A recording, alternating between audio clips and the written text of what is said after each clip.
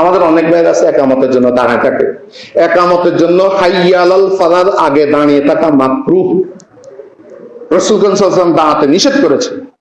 লা তাকুমু হাত্তা তারাউনি, আমি নবীকে যতক্ষণ দেখবে না ততক্ষণ তোমরা দাঁড়াবে না। তো রাসূলুল্লাহ একামতের সময় কখন দাঁড়াতেন?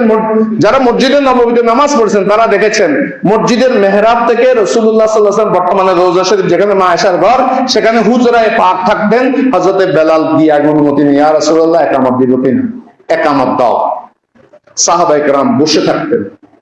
হযরতে বেলাল রাদিয়াল্লাহু তাআলা উনি একামত দিতেন, কেউ দাঁড়াচ্ছে না। রাসূলুল্লাহ হুজরায়ে পাক থেকে যখন পর্দা সরিয়ে বের হতেন তখন সাহাবায়ে কেরাম দাঁড়িয়ে যেতেন। সুবহানাল্লাহ। রাসূলের জন্য দাঁড়ানো যে সুন্নত, এটা সাহাবায়ে কেরামের সুন্নত, এটা একামতের মধ্যে আমরা দাঁড়াই রাসূলের তাআজিমে।